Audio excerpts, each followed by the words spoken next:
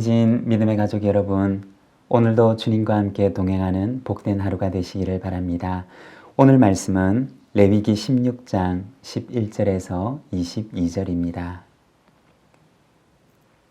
아론은 자기를 위한 속죄제의 숫송아지를 드리되 자기와 집안을 위하여 속죄하고 자기를 위한 그 속죄제의 숫송아지를 잡고 향로를 가져다가 여호와 앞 제단 위에서 피운 불을 그것에 채우고 또 곱게 간 향기로운 향을 두 손에 채워 가지고 휘장 안에 들어가서 여호와 앞에서 분향하여 향년으로 증거궤 위 속죄소를 가리게 할지니 그리하면 그가 죽지 아니할 것이며 그는 또 숫송아지의 피를 가져다가 손가락으로 속죄소 동쪽에 뿌리고 또 손가락으로 그 피를 속죄소 앞에 7번 뿌릴 것이며 또 백성을 위한 속죄제 염소를 잡아 그 피를 가지고 휘장 안에 들어가서 그 숫송아지 피로 행함같이 그 피로 행하여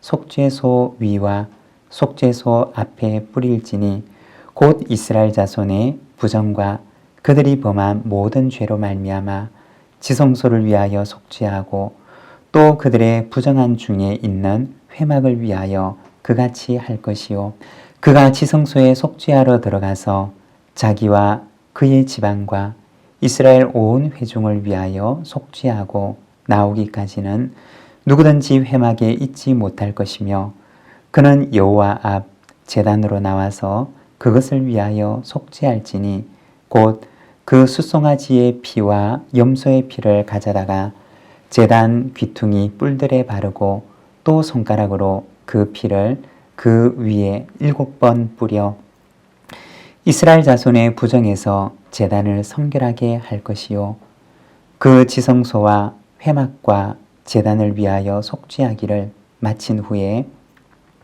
살아있는 염소를 드리되 아론은 그의 두 손으로 살아있는 염소의 머리에 안수하여 이스라엘 자손의 모든 불의와 그 범한 모든 죄를 아뢰고 그 죄를 염소의 머리에 두어 미리 정한 사람에게 맡겨 광야로 보낼지니 염소가 그들의 모든 불의를 지고 접근하기 어려운 땅에 이르거든 그는 그 염소를 광야에 놓을지니라.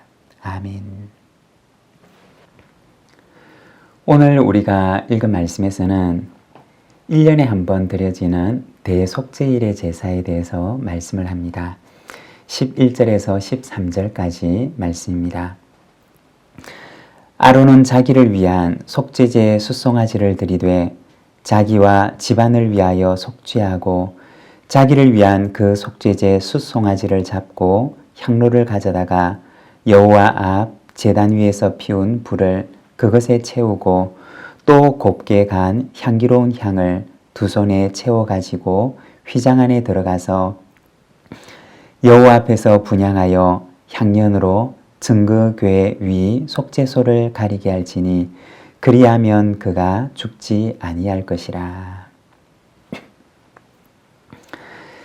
1년에 한 번 대속죄일이 돌아오게 되면 대제사장은 먼저 자기를 위해서 속죄를 해야 했습니다. 그때가 되면 대제사장은 화려하게 장식된 대제사장의 옷을 벗고 아무런 장식도 없는 세마포 옷으로 갈아입습니다. 그리고 자기를 위해서 속죄제의 숫송아지를 잡고 속죄제를 드리게 됩니다. 그도 역시 속죄가 필요한 한 사람의 죄인일 뿐임을 보여주는 것입니다. 연약한 대제사장의 모습을 보여주는 것입니다. 구약의 대제사장은 단지 앞으로 오실 온전한 대제사장에 대한 예표일 뿐이었다는 것입니다. 그때까지 그는 자신에게 주어진 일을 감당하는 것입니다. 그리고 온전한 대제사장이 오시게 될 때 그의 직무는 패하게 되는 것입니다. 온전한 대제사장이 되시는 예수 그리스도께서 오실 때까지 그리스도께서 행하실 직무를 예표하며 그는 자신에게 주어진 직무를 감당했던 것입니다. 15절과 16절의 말씀입니다. 또 백성을 위한 속죄제 염소를 잡아 그 피를 가지고 휘장 안에 들어가서 그 수송아지 피로 행함같이 그 피로 행하여 속죄소 위와 속죄소 앞에 뿌릴지니 곧 이스라엘 자손의 부정과 그들이 범한 모든 죄로 말미암아 지성소를 위하여 속죄하고 또 그들의 부정한 중에 있는 회막을 위하여 그같이 할 것이요. 이어서 대속죄일에는 백성들의 죄를 위해서 속죄 제물을 드리게 됩니다. 이스라엘 백성들이 부지 중에 지은 죄를 위해서 연중에도 제사를 드릴 수가 있었지만 그러나 아마도 그것으로는 부족했을 것입니다. 왜냐하면 인간의 죄성은 1년에 몇 번이 아니라 하루에도 수십 번씩 그리고 수백 번씩 하나님 앞에 죄를 범하는 연약한 존재이기 때문인 것입니다. 1년에 한 번 대속죄일에 드리는 제사는 부지 중에 지은 죄뿐만 아니라 그들의 모든 불의를 위한 제사였습니다. 부지 중에 혹은 고의로 그들의 악함에서 출발하는 모든 의도적인 불의까지 포함해서 그들의 죄를 속하는 제사였습니다. 하루에도 수십 번씩, 수백 번씩 죄를 오가는 백성들의 모든 연약함과 악함을 담당하는 속죄 제사였던 것입니다. 대속죄일의 제사는 비유를 하자면 컴퓨터의 리셋키와 같습니다.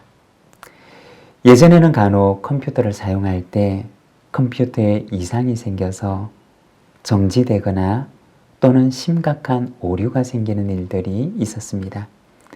그때 컴퓨터가 다시 정상적으로 가동되도록 하기 위해서 예전에는 그 컴퓨터에 리셋이라고 하는 키가 있었습니다.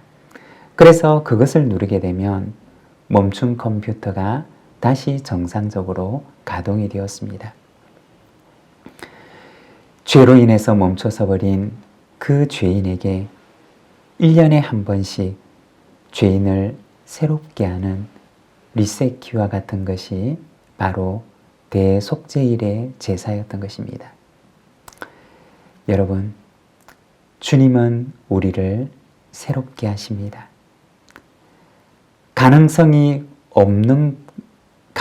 없어 보이는 멈추어서 버린 죄인마저 새롭게 하시는 분이 바로 우리 주님이십니다. 여러분, 날마다 주님의 십자가로 나오시기를 바랍니다.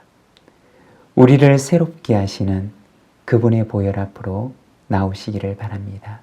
주님께서 오늘도 죄인된 우리를 새롭게 하실 것입니다. 21절과 22절의 말씀입니다.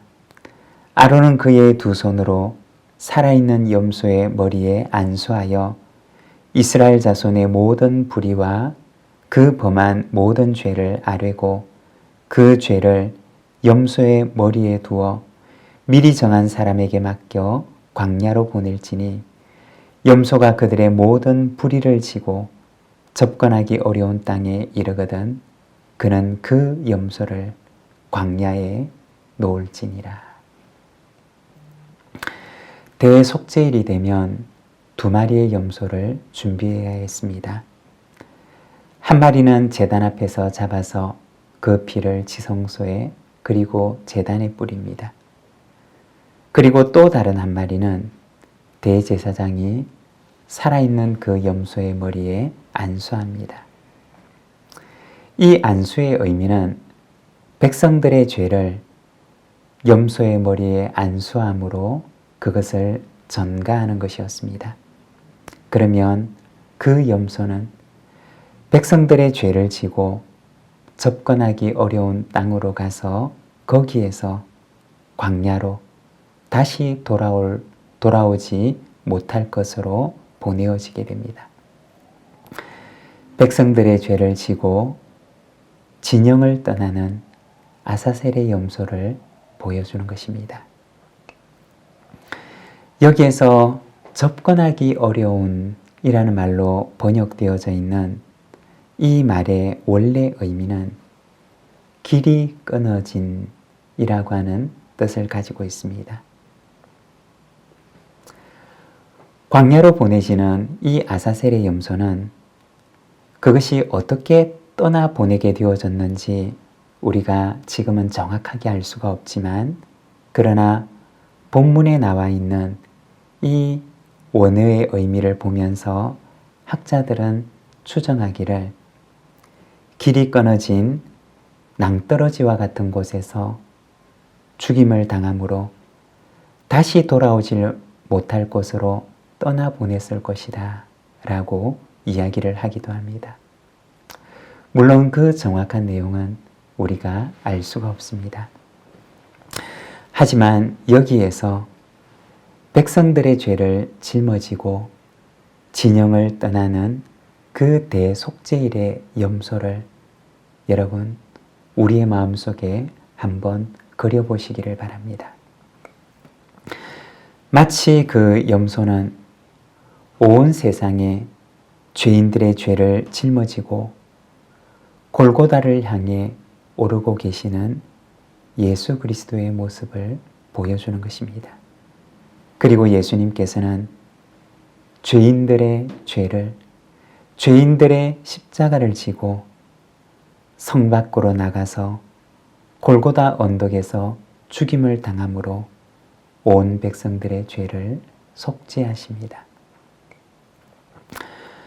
사순절의 시간을 보내면서 죄인들을 위해서 죽으신 예수님의 그 십자가의 은혜를 우리가 다시 한번 묵상하는 시간을 보내시기를 바랍니다. 그리고 그 은혜가 오늘도 우리를 새롭게 하는 능력이 되기를 소망합니다. 기도하겠습니다. 하나님 아버지 은혜를 감사합니다. 오늘은 레위기 말씀을 통하여 대속죄일의 제사의 모습을 보여줍니다. 온전한 대제사장이 오시기까지 그 직무를 감당해야 했던 연약한 인간 대제사장의 모습을 바라봅니다.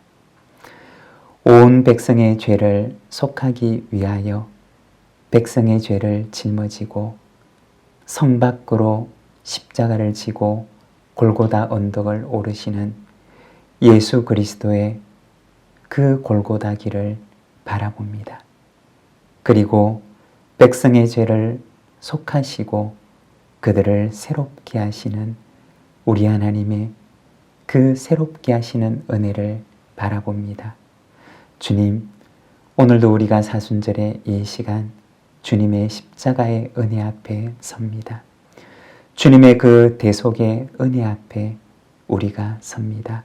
주님, 오늘도 우리를 새롭게 하시고 주님의 십자가의 보혈이 오늘도 우리를 주님 안에 온전케 하여 주시옵소서. 예수님의 이름으로 기도드립니다. 아멘.